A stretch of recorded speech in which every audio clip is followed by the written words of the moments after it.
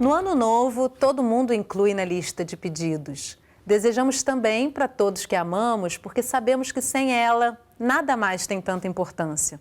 Em 2020, contamos com ela mais do que nunca. No mundo todo, o medo maior foi de que não tivéssemos uma dose suficiente desse bem supremo e magnífico, que muitas vezes só vamos dar o valor que merece quando já se foi. No Sala de Convidados de hoje, vamos conversar sobre o que é saúde. Declaro promulgada o documento da liberdade.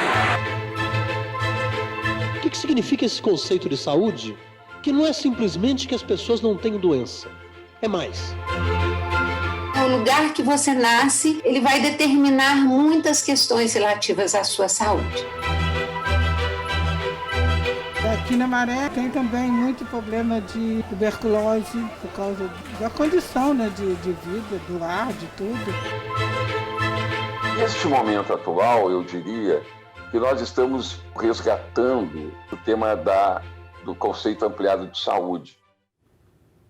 Conversando comigo hoje pela internet sobre o que é saúde, Ellen Tami, pesquisadora de políticas públicas do Instituto de Estudos para Políticas de Saúde, Conceição Silva, conselheira nacional de saúde, representante dos usuários pela UNEGRO, e Lúcia Souto, médica sanitarista, presidenta do Centro Brasileiro de Estudos de Saúde e pesquisadora da Fiocruz.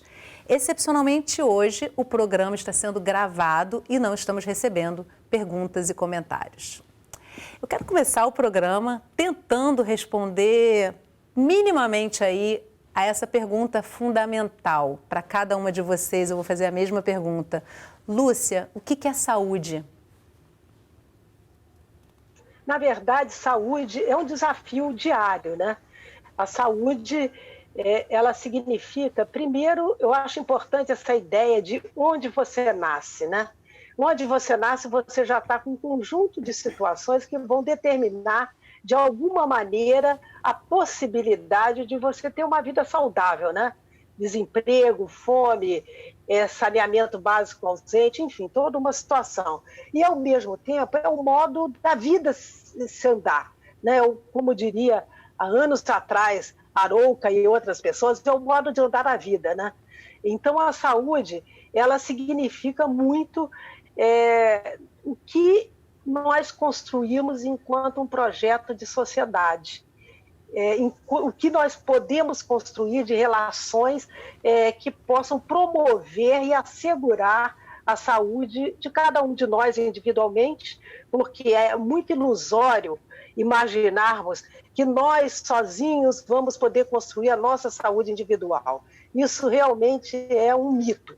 E esse mito, né, ele acaba criando uma série de regras e normas, entendeu?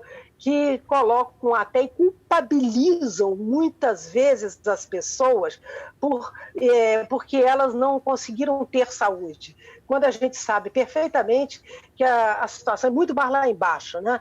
Quer dizer, então esse conceito de saúde, ele é um conceito que nós da saúde pública, da saúde coletiva, temos muito apreço, né?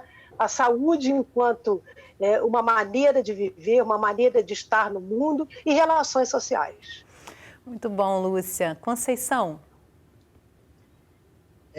Saúde é tudo, absolutamente tudo. Tudo envolve saúde, tudo é saúde. Desde o nascer, o viver, o adoecer e a própria condicionalidade do ambiente. O ambiente ele é muito decisivo. Aí vem o ambiente democrático, o ambiente político, o ambiente da participação, o ambiente da seguridade. Saúde é essa condição de promoção de vida digna das pessoas, uma boa educação e a compreensão também dos diversos grupos que compõem a população, das suas interculturalidades.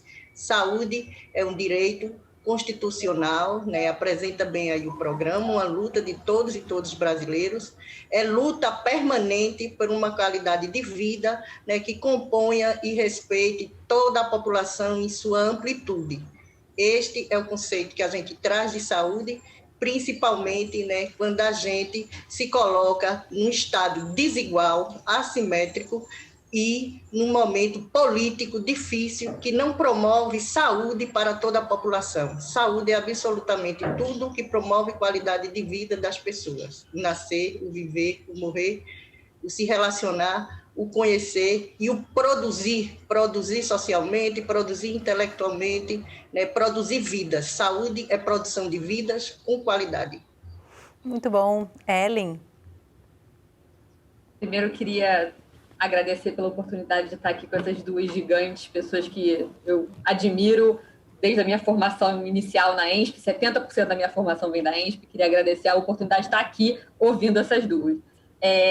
Saúde, eu tive uma aula em que eu ouvi que saúde é a capacidade de enfrentamento da vida. E isso me marcou e foi uma coisa que determinou minha carreira em grande medida. Assim. Então, o que você precisa, qual é o ferramental que você precisa para efetivamente estar apto a enfrentar a vida? Com todos os seus dissabores, seus altos e baixos e tudo que a gente tem que passar por cima ao longo do período de vida que a gente tem, né? E aí a gente percebe que a saúde ela nunca vai estar confinada a uma coisa só. Você precisa que seu corpo funcione bem. Tudo bem, mas o que você precisa, então, para que seu corpo funcione bem, para que você se sinta feliz, para que a sua vida faça sentido para você, que você consiga ter as suas necessidades básicas satisfeitas?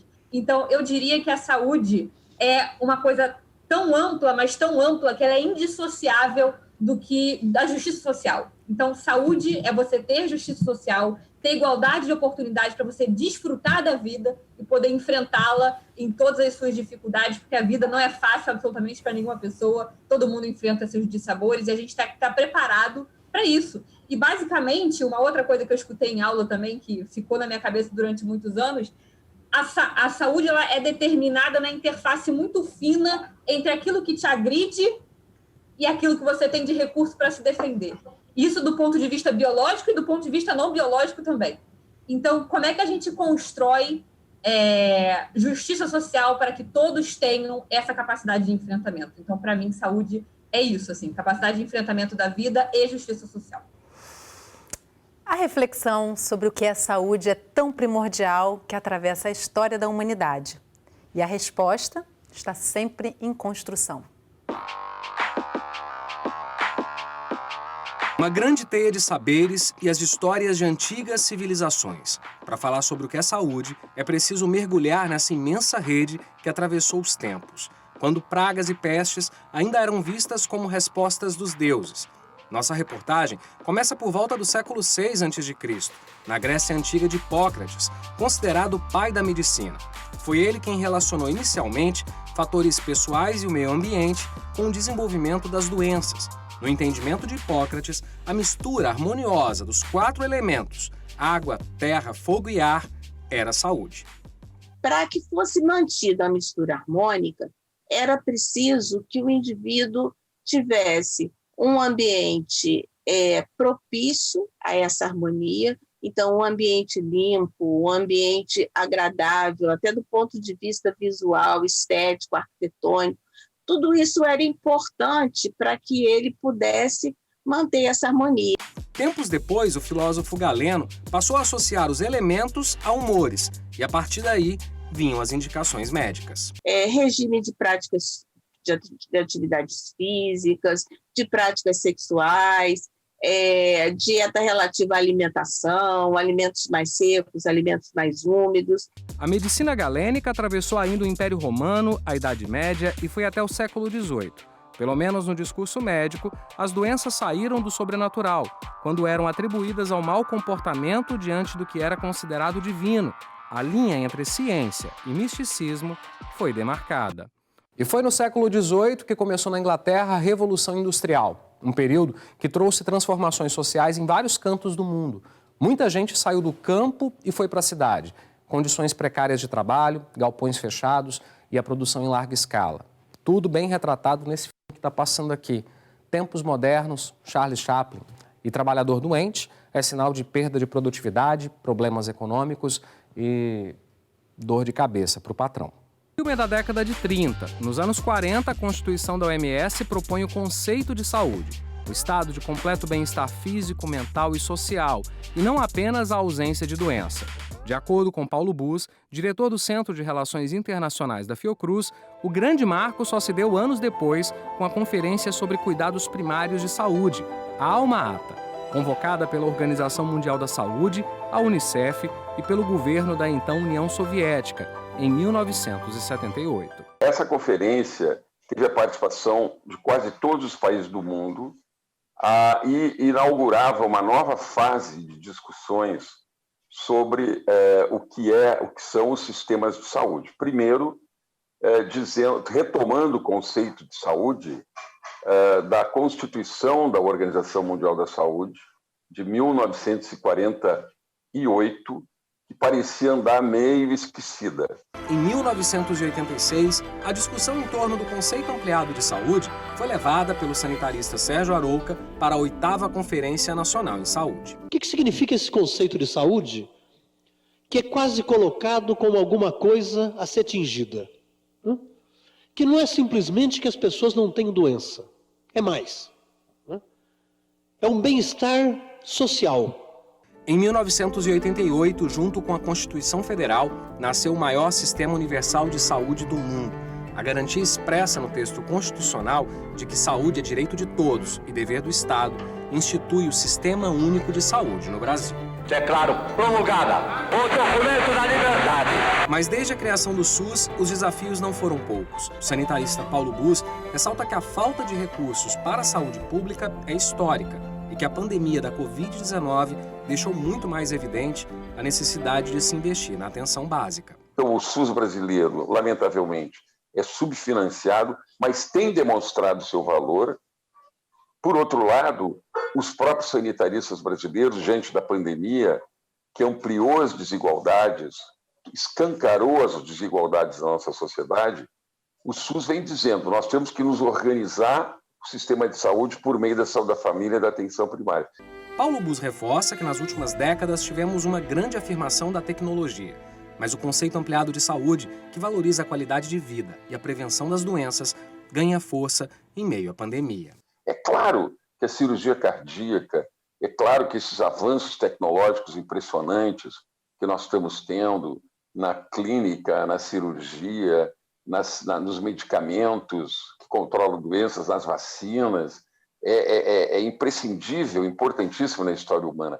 Mas neste momento atual, eu diria que nós estamos, de novo, resgatando o tema dos determinantes sociais da saúde, o tema do conceito ampliado de saúde.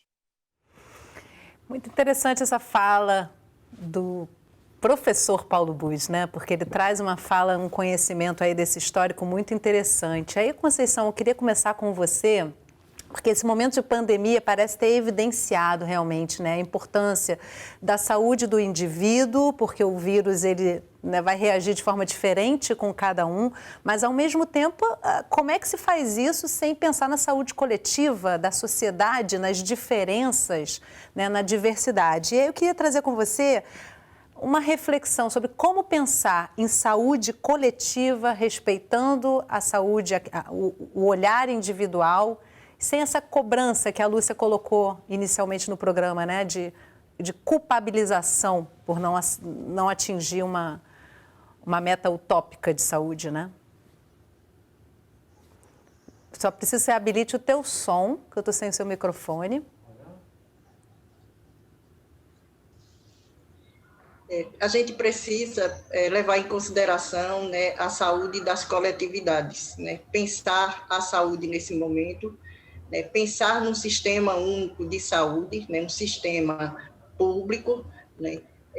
Construído, né, com a história, né, dos sanitaristas, de toda a população, mas que atravessa, né, ao longo desses mais de 30 anos, né, problemas graves como a questão do subfinanciamento e agora no processo da pandemia sofre também desfinanciamento porque é inadequado o financiamento. E pensar também, né, que nós estamos sobre a emenda constitucional 95, né, que reduz o teto de gasto e isso afunda, né, o SUS e as políticas públicas de saúde, assistência social e educação. Mas pensar saúde numa sociedade desigual, onde a gente tem um conjunto de população de maioria preta, pobre e periférica, né, e que já está à margem do Estado, porque não participa da vida social, política, na forma de sua integralidade como pessoa, e que traz em si determinantes sociais de saúde muito impactantes, como o racismo, que vai dar em condições de vidas muito ruins, né? A questão do saneamento, né? A questão do acesso ao transporte, segurança alimentar, a precarização dos vínculos de trabalho e o racismo institucional e estrutural, né, que mantém essa estrutura e que desiguala e nega o acesso à saúde. E é nesse contexto que pensar saúde nesse momento de pandemia tem que levar em consideração esses 56% dessa população. Ela já amarga uma condição de saúde desigual pelos determinantes sociais aqui já colocados. Né? O nascer, adoecer e morrer dessas pessoas são diferentes. Há pessoas que podem, hoje, tranquilamente, né, cumprir todo o regramento sanitário de proteção frente à pandemia, e há um conjunto de população, inclui-se aí essa população negra e periférica, que não tem condições de cumprir todo esse regramento sanitário, pelas condições de moradias precárias, né? Pela necessidade de compor parte significativa do trabalho essencial, porque estão nos vínculos mais precarizados, são os uberistas, caixas de supermercado, também estão no nível médio e técnico da saúde, não são considerados trabalhadores essenciais e que moram em casas, né, com 1 ou 2 cômodos, no máximo 3, famílias multiparentais, moram várias pessoas e não existe condicionalidade ambiental para que essa população possa, né, fazer esse regramento sanitário, constituir-se aí essas medidas de distanciamento, promoção da sua própria saúde. E nesse contexto, o Estado, né, esse Estado que a gente vive, principalmente nesse momento de negação, de inação do governo federal, numa atitude genocida, empurra para a morte essa população. Ela morre mais, ela adoece mais pelas próprias condições impostas pelo Estado. Eu vou até te sugerir para a gente segurar um pouquinho, porque no segundo bloco a gente vai tratar bastante disso. A gente fez uma reportagem para poder aprofundar realmente nesses determinantes, porque nesse momento de pandemia isso é realmente essencial trazer essa discussão.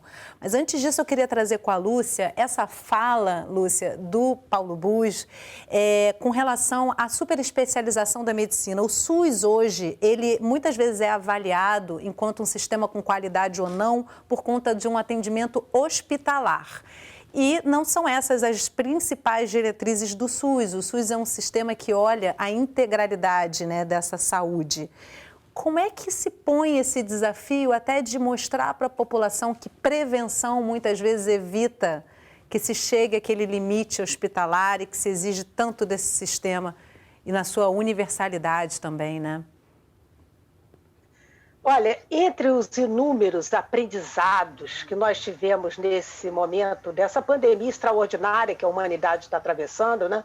Porque realmente é um momento sem precedentes, digamos assim, que traz à tona e expressa todo o modo de viver inadmissivelmente insustentável, digamos assim, né? A pandemia trouxe à tona essa situação.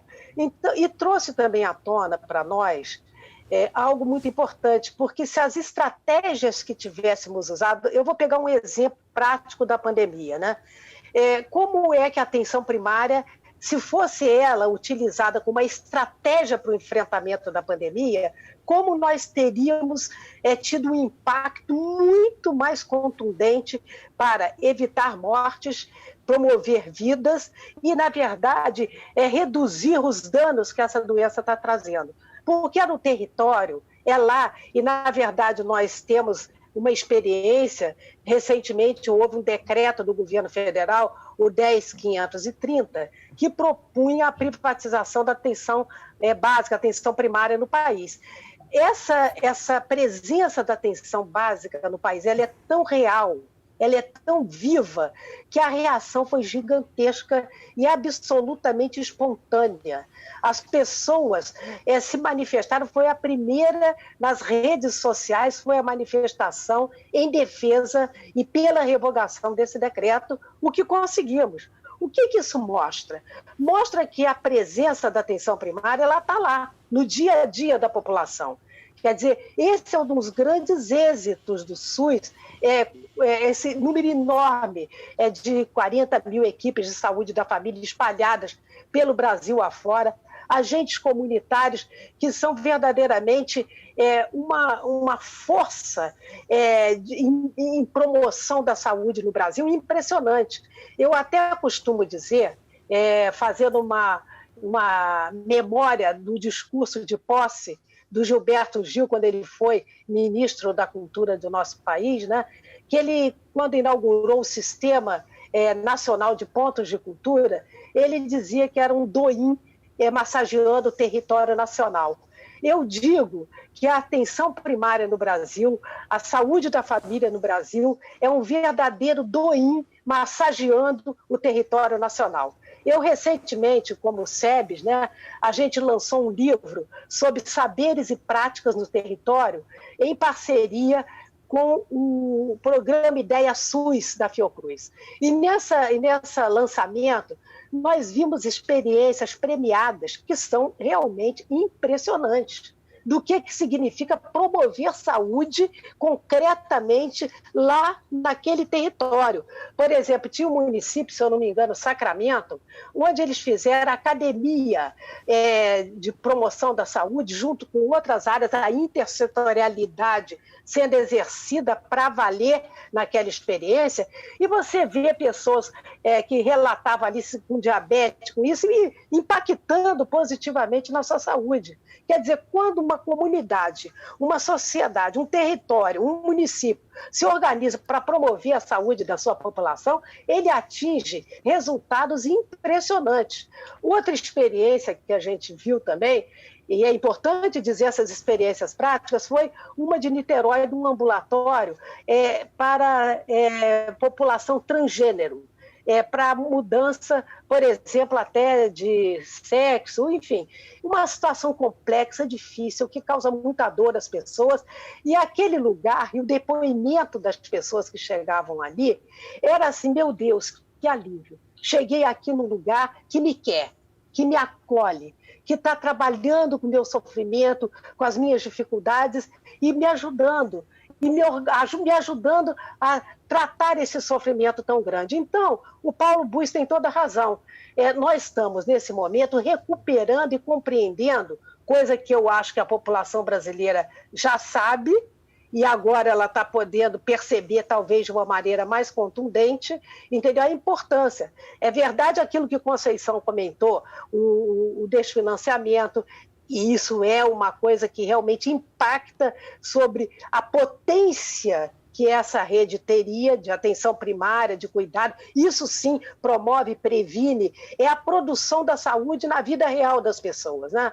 É o cuidado no nível local. E outra questão que Conceição também chamou a atenção, que eu acho importante também repercutir, falar de novo, né? É essa questão dos profissionais de saúde, né?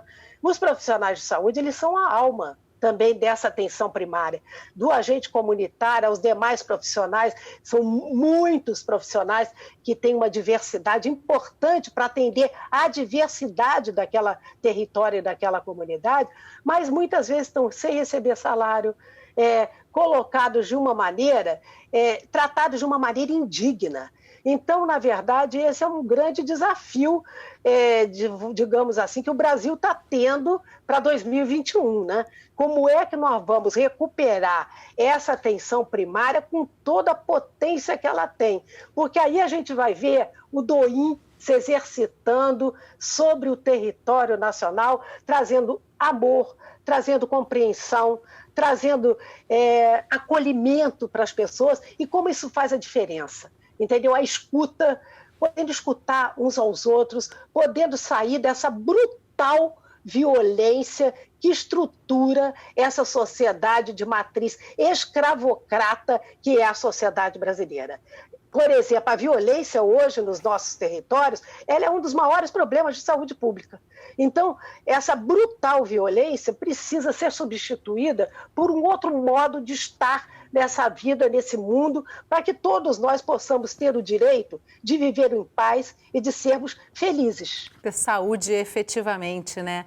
Ellen, a gente conversava sobre a criação desse conceito, né, dos determinantes sociais da saúde também, e você fala da determinação da saúde. Eu queria fechar esse bloco com você fazendo essa diferenciação. Quando a gente fala de saúde, a gente está num campo em que a soma das partes nunca é igual ao todo. Então, se você entender cada determinante dentro de sua caixinha e setorializar políticas sem entender de uma forma mais holística aquilo que está sendo feito nos territórios, você não vai atingir o resultado que você deseja.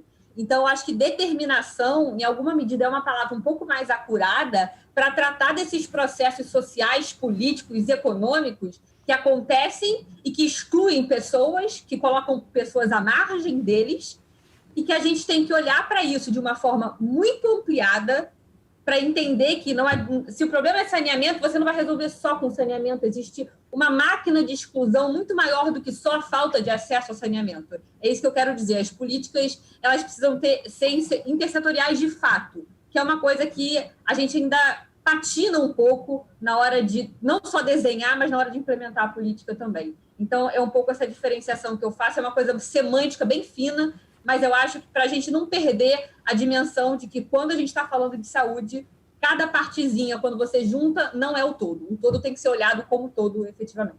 E aí fica inevitável, a gente tem que trazer a questão dos determinantes sociais da saúde, como a Conceição falava, e eu a interrompi para que a gente pudesse trazer a reportagem do segundo bloco, mas é inevitável, né? A gente precisa trazer esse tema, ele está totalmente misturado aí para a gente poder perceber, né, Conceição, o quanto esse conceito de saúde só vai ser entendido e alcançado em alguma medida se a gente tiver inclusão. E aí no próximo bloco, onde nascemos e como vivemos, determinantes fundamentais da nossa saúde. A gente volta já, não sai daí.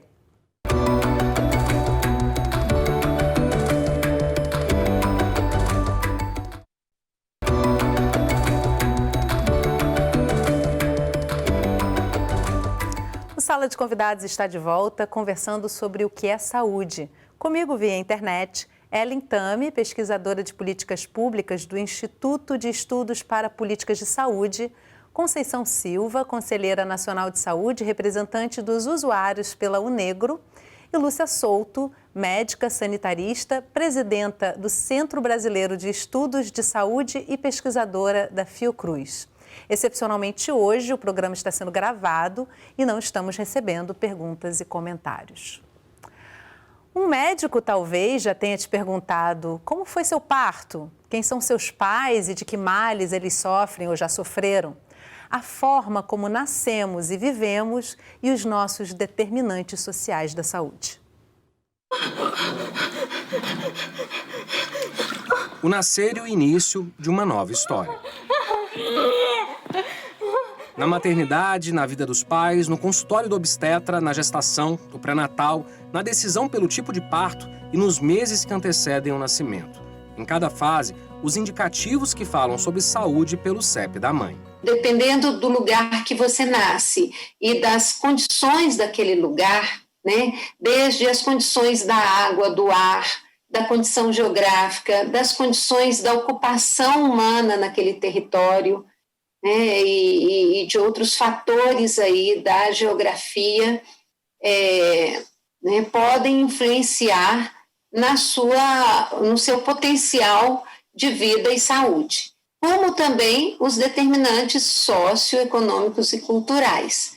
Problemas antigos e que são passados de geração em geração, em cada território, por mais diferente que ele seja.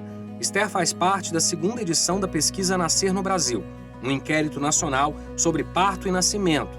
A primeira edição foi feita entre 2012 e 2014 e apontou mudanças para as políticas públicas. 8 anos depois, uma nova pesquisa com mulheres grávidas e com profissionais de saúde está sendo feita para revelar dados da saúde individual e coletiva quando se fala do nascer.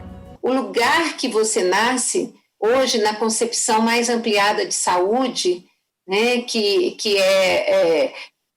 ela é produzida pelas suas condições existenciais, pelo seu estilo de vida, não só individual, mas coletivo, né? O lugar que você nasce, ele vai determinar muitas questões relativas à sua saúde. Quem nasce na comunidade da Maré convive logo com o calorão, conta a dona Helena. A temperatura por aqui é alta e muita gente sofre com doenças respiratórias. Um dos motivos, a quantidade de carros circulando no entorno. E aqui na Maré, né, tem também muito problema de tuberculose, né, que também é por causa da condição, né, de vida, do ar, de tudo. Nós temos aqui na Maré o pior índice de poluição do Rio de Janeiro, porque nós estamos entre a linha amarela, a linha vermelha e a Avenida Brasil, quer dizer, todo o ar, né, daqui é muito poluído. Maré, em cada número de casas, são cerca de 3 andares. Aproximadamente 140 mil pessoas vivem aqui. Nem todos têm água e saneamento básico. Em muitos pontos, o esgoto acaba transbordando. A dona Aldeci diz que tem muitos casos de dengue e chikungunya e quando chove, a maré sobe e invade muitas casas. Muito rato lá atrás, aí pode ter aquela doença do rato, né? E a gente fica preocupada, né? É uma coisa preocupante. Problemas que ficaram ainda piores com a pandemia do novo coronavírus. Perto daqui fica a comunidade de Manguinhos. Fábio conta que nas milhares de pequenas construções, o vírus encontrou o lugar ideal para disseminação. Essa chegada do coronavírus nas favelas, né, não só em Manguinhos, né, foi muito impactante. Porque a gente precisa levar em consideração o estado de vulnerabilidade desses locais, né, desses territórios. Então, antes mesmo, nós já tínhamos problemas de saneamento básico, falta de água, falta de luz. E com a chegada do coronavírus, só veio agravar essas situações, né? Quilombola de Conceição das Crioulas, em Salgueiro, município que fica no sertão pernambucano, Givânia conta que muitas comunidades quilombolas não têm acesso à água. E a Covid-19 estampou o que já estava evidente. A Covid, ela estampou o que já estava lá. Não é novo as pessoas não terem água. As comunidades não têm água, não é porque a Covid chegou. As comunidades não acessam serviço de saúde, não é porque a Covid chegou. Elas não acessam porque elas já não acessavam. E aí a Covid chegou e esse terreno foi fértil para ela se instalar. E como falar de saúde sem falar dessa ligação que existe entre o bem coletivo e o individual? Não há uma sociedade saudável sem pessoas saudáveis, né? Por isso é uma conexão que existe entre a saúde dos indivíduos e a saúde coletiva. Sem haver saúde coletiva, você terá alguns indivíduos que têm capacidade maior, ou genética e social, socioeconômica, de ficarem saudáveis. Mas nós não podemos, na sociedade, avançar para populações saudáveis se não tivermos indivíduos saudáveis. Conceição, a gente tem ali na reportagem uma série de determinantes sociais expostos, a gente vê ali que isso é uma realidade em várias periferias Brasil afora e a pandemia veio expor ainda mais essa questão, todas essas questões, né? E também mostrar que nenhum homem é uma ilha. Estamos todos convivendo na cidade e se a periferia não tiver saúde, não adianta. Vai ser uma cidade sem saúde para todos. Queria trazer com você a importância aí da participação social no SUS e também na elaboração das políticas, né? Para poder realmente trazer essa realidade para dentro das políticas públicas e fazer, lógico, um SUS mais equânime, entre outras áreas importantes da nossa sociedade, né? Primeiro, a participação social ela está estruturada nas diretrizes do SUS, é constitucional, mas falar também, quando se fala de um SUS equânime de equidade, da participação social na construção dessas políticas públicas estruturadoras do SUS. São 47 políticas e nós temos hoje, né, dentro dos princípios do SUS, né, a universalidade, a integralidade e a equidade. A participação social ela foi decisiva na estruturação dos conselhos, dos comitês e principalmente, né, na construção dessas políticas. Nós temos que levar em consideração que a população em situação de rua, a população negra, a população LGBT, são políticas conquistadas a partir da participação social nessa organização do Sistema Único de Saúde. Então, é uma decisão importante, embora nós sofremos um golpe grande em abril de 2017, quando um decreto presidencial destituiu comitês de direitos, comitês políticos, comitês e conselho de direitos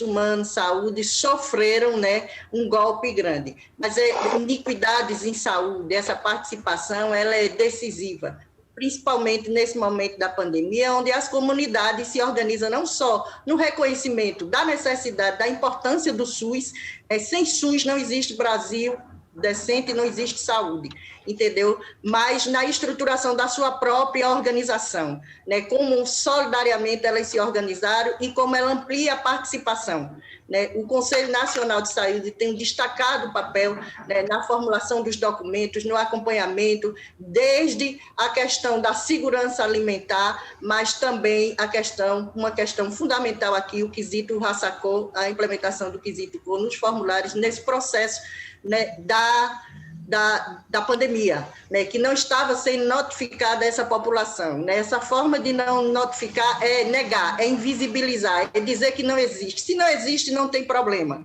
Então, é importante, a participação ela é decisiva, a organização dos conselhos, das conferências de saúde, dos comitês, dos grupos de trabalho e das comissões intersetoriais, elas são muito importantes. O acesso ao medicamento são conquistas importantes, né? O acesso à política nacional de atenção básica ali no território. O território é um lugar permanente de análise, né? Você tem diversas situações onde você pode estar ali organizando a população para melhorar a qualidade do posto, do atendimento e de elevar também o nível de consciência da população numa condição de melhoria dessa saúde e do ambiente, né? Saúde, como Ellen fala, é um todo. Então, essa participação enfrenta, né, o enfrentamento desses determinantes sociais de saúde.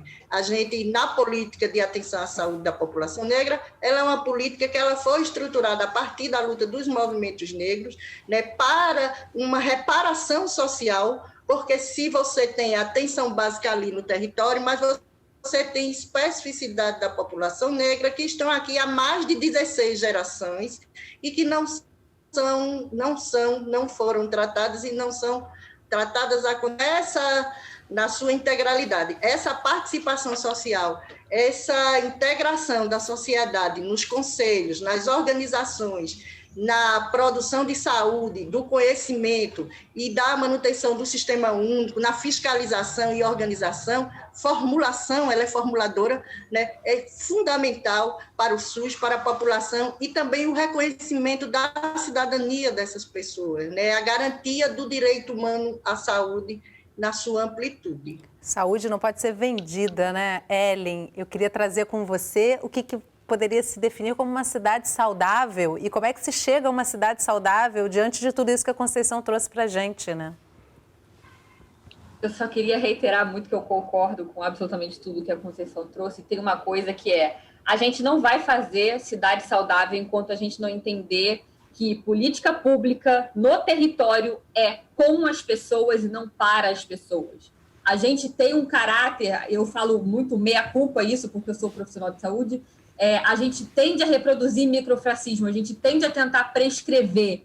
E nessa de prescrever, a gente perde a oportunidade de construção com as pessoas que efetivamente vão estar ali se beneficiando daquela política e construindo aquela política. Então, eu sou até um pouco radical nesse sentido, que eu acho que para fazer saúde, a participação social ela tem que ser absolutamente radical em todos os pontos do ciclo da política. Então, desde a concepção da agenda, enquanto aquilo é uma pauta importante de agenda, até a formulação e desenho e também na avaliação. Então, como a Conceição trouxe, a questão da equidade, você não tem informação sobre o quesito raça-cor, é uma informação. E a gente tem que trabalhar com isso para aprimorar as políticas todos os dias. Se a gente não fizer isso, não existe cidade saudável, porque o lugar de saúde também parte do pertencimento, de você ser dono daquilo e daquilo ali satisfazer as suas necessidades. Então, acho que é um ponto crucial a participação transversal nas políticas. E aí tem uma coisa que é a gente ter a avaliação dessa política sempre trazendo o usuário também, porque a gente tem uma tendência também dentro da saúde muito ruim de colocar a experiência vivida do usuário num lugar de sentimento, num lugar pouco técnico. E o que eu queria dizer aqui, enfaticamente, é experiência vivida é fonte de conhecimento. E em nenhum momento o saber do gestor, o saber do dentista como eu, ou do médico, ou de quem quer que seja, ele se sobrepõe à experiência de quem vive a política todo dia. Então, uma cidade saudável parte de, você garantir, através da atuação do poder público, o acesso, então você ter as unidades com equipes completas para atender a população, e aí todo um serviço de desenho de funcionamento e de gestão que parta dos territórios, e não ao contrário.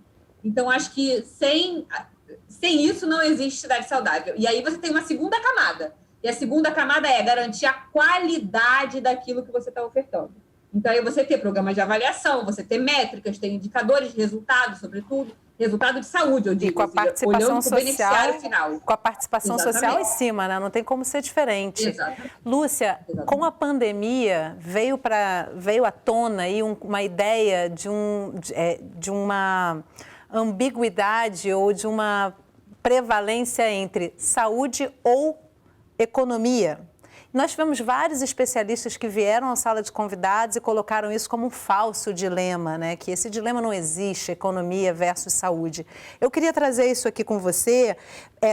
Qual é a importância das cidades como espaço de direitos, né? De compartilhamento, de vida em comum?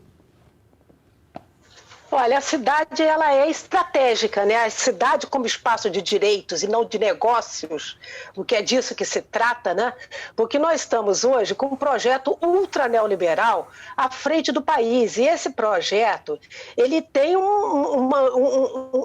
uma ideia de que as vidas não importam. Quer dizer, então é na cidade que a gente realiza, na verdade, essa dinâmica de você construir a lista, por exemplo, que eu diria do inadmissível. Primeiro, nós não podemos naturalizar as coisas. É assim, é violento mesmo, as pessoas negras têm que morrer mais, como, por exemplo, a Emily, de 4 anos, e a Rebeca, de 7, em Duque de Caxias, que morreram brincando na porta da sua casa. Isto é hediondo. Isto é inadmissível. Então, esse espaço tóxico que nós estamos vivendo hoje, ele é importantíssimo da gente dizer, isso não é natural, não precisa ser assim, e nós podemos fazer muito melhor do que isto. E isso eu acho que é desde, por exemplo, essa matéria que foi colocada aqui, desde o nascer mesmo. Isso até é uma coisa que nós fizemos quando, em algum momento, eu exerci um mandato parlamentar, uma caravana da vida, porque nascer é uma celebração da vida. Imagina assim, no Complexo do Alemão, na periferia de Pernambuco, em outro lugar, tivesse uma casa de parto, onde as pessoas celebrassem aquela vida chegando. Que coisa mais emocionante não seria? Não nos permitiram fazer isso aqui no Rio de Janeiro. A única que restou acabou sendo assumida pela comunidade, que é a Casa de Parto de Realengo. Mas isso diz respeito a que mundo nós queremos construir. E dizer que esse outro mundo é possível, né? Outra questão, por exemplo, elas falaram ali da tuberculose, do ar, do clima. Quer dizer, todo um conjunto de situações que, se aquela comunidade se reúne e ela tem potência para isso, tá? Muitos fóruns, conselhos, nessa dinâmica que Conceição e Ellen colocaram, né, dessa participação, porque nós não podemos mais imaginar que teremos que ser impotentes diante dessa realidade. Eu sempre acho que nós estamos num momento de mudança de época. Nós estamos num momento de mudança de época. São raros esses momentos na história da humanidade. Você tem alguns momentos, coisas que se transformam, mas não.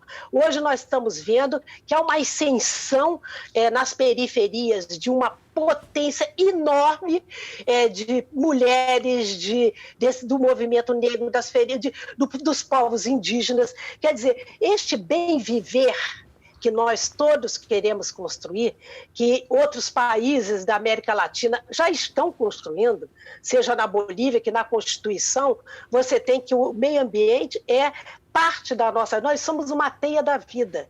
Quer dizer, cada um de nós que adoece, cada um de nós que está sendo violentado, que está sendo brutalmente atingido, isso atinge a todos nós. O ódio como política, ele só reproduz ódio. Quer dizer, nós precisamos construir realmente esse espaço do território, primeiro com essa dinâmica de participação. Quer dizer, as pessoas, e elas estão exercitando isso, e começar a construir uma coisa que em muitos lugares a gente viu, a lista do inadmissível. Qual é a lista do inadmissível numa cidade? Por exemplo, nenhuma mulher pode morrer de parto. É um bom começo, né, Lúcia? É um bom começo só para organizar as coisas, né? Qual é a nossa lista do inadmissível? Não é só para os profissionais de saúde saberem, não. Quando a gente fala em metas sanitárias, metas de saúde, elas têm que ser as metas da cidade. Toda a cidade tem que estar envolvida, seja a saúde, seja o transporte, seja o meio ambiente. Não admitimos, por exemplo, mulher morrer de parto e essa violência brutal obstétrica que a gente vê. Outra questão, não pode nascer criança com sífilis congênita. Isso é inadmissível, entendeu? Não pode ter casos de tuberculose, como em algumas favelas do Brasil inteiro, no caso do Rio de Janeiro também, você tem 5 vezes a média de tuberculose do que o resto da cidade. Isso é inadmissível. Como é que a gente pode agir para que essas metas possam ser atingidas? Quer dizer, então, por exemplo, essa questão da atenção psicossocial, da rede de atenção da saúde mental. Quando você confina uma pessoa e transforma, entre aspas, a loucura em mercadoria e negócio, você tira a dignidade daquela pessoa, que estava sendo cuidada no seu território, que estava sendo atendida. Quer dizer, são uma série de coisas.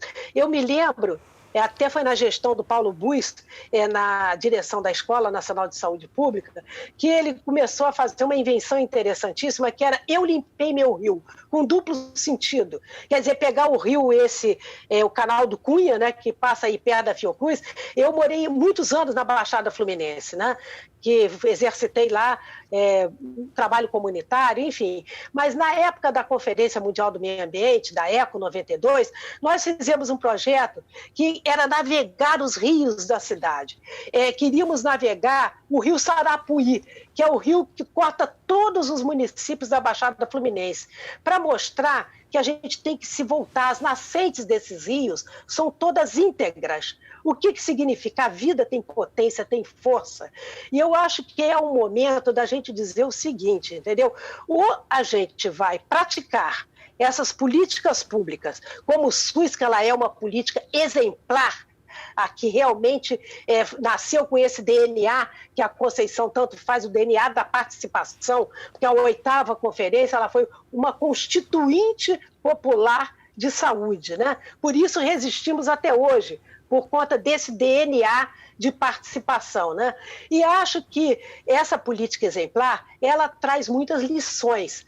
Esse espírito de 88, ele traz muitas lições. E uma delas é o seguinte, ou é a barbárie ou é o SUS. Eu ia te pedir para falar disso, Lúcia, porque isso é uma fala sua realmente muito contundente. E só para fechar com vocês, a gente já está caminhando para o finalzinho do programa e a gente não podia terminar sem falar disso, né? É o SUS ou a barbárie, a gente está vendo isso nessa pandemia, né?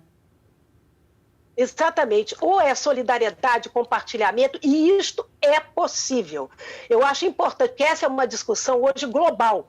Várias pessoas de várias origens, inclusive econômicas, financeiras, ex-prêmio Nobel de Economia, como é o caso do Joseph Stiglitz, e outras pessoas estão dizendo o mundo não pode continuar com essa concentração de renda aberrante. Isso é uma aberração, entendeu? Nós precisamos distribuir renda. A Argentina agora taxou grandes fortunas no período da pandemia. A Bolívia aprovou a lei de taxação de grandes fortunas. Nós temos que, em 2021, enfrentar a agenda da reforma tributária no Brasil e enfrentar o financiamento adequado a esse sistema potente, um bem público da sociedade brasileira, que é o SUS.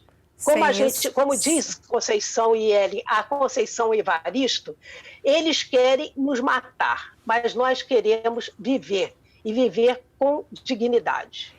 Ellen, para a gente estar fechando o programa agora, eu queria uma fala sua refletindo sobre tudo isso e a saúde que queremos para o ano de 2021. Estou sem o seu áudio. Opa!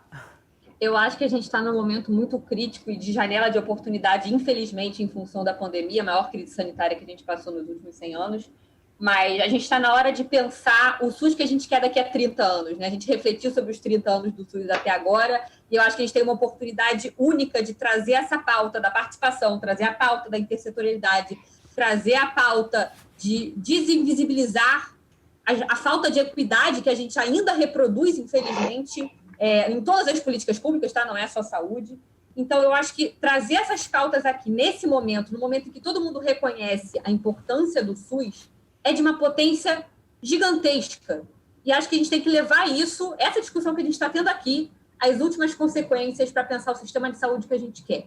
E tem uma coisa muito interessante da construção da saúde como bem social, que é, se você olhar os filmes do que aconteceu na Inglaterra em 45, pós-guerra, a saúde como valor de todos, que toca a todos. A gente saiu de uma segregação, dessa falsa ideia de que existe alguém que não usa o SUS no Brasil, porque isso não existe, a categoria não usuário do SUS não existe. A gente tá borrando um pouco esse limite, entendendo que a saúde é bem de todos, em função da pandemia e também muito como legado da estratégia da saúde da família, que foi super ampliada no país dos anos 2000 para cá. Então, essa discussão que a gente está tendo aqui tem que ser levada certamente às últimas consequências na hora de fazer política e na hora de avaliar a política. Temos que falar mais de saúde e talvez um pouquinho menos das doenças que já se instalaram, né, Conceição? Eu encerro o programa com você. Que saúde você quer para o Brasil de 2021? Um SUS, né, financiado e que atenda todas as necessidades da população. Um Estado que promova a saúde, né, e que defenda as vidas, né, com reparação social, né, com a equidade que ele fala, com o enfrentamento das condições de vida precárias da cidade, mas, sobretudo, um SUS que olhe para as pessoas, uma atenção básica de qualidade, a revogação do decreto 2979, custeio, financiamento, né, uma produção de saúde voltada para a produção do conhecimento científico, dos saberes e das tecnologias tradicionais no SUS e o respeito, principalmente, né, a esse grande sistema, né, que, se não fosse o SUS, nós não teríamos a situação que temos. Então, é o financiamento adequado de todas as condições, articulado com todas as políticas públicas para uma boa qualidade de vida. Assim, teremos o SUS que queremos, né, sem racismo, sem LGBTfobias, sem machismo,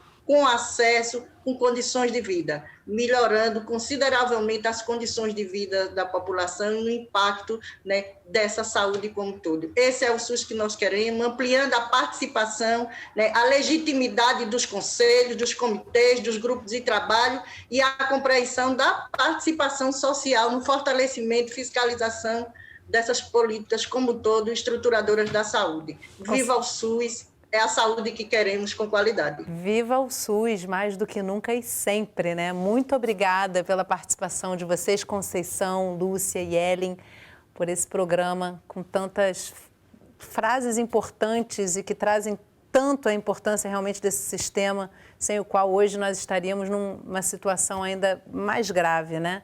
Muito obrigada pela participação de vocês. E eu quero terminar o programa desejando a você e a todos que te cercam muita saúde, no seu conceito mais amplo e pleno. Obrigada pela companhia e se quiser rever ou baixar ou ainda compartilhar esse programa, entra no site do Canal Saúde. Lá você encontra todos os nossos programas.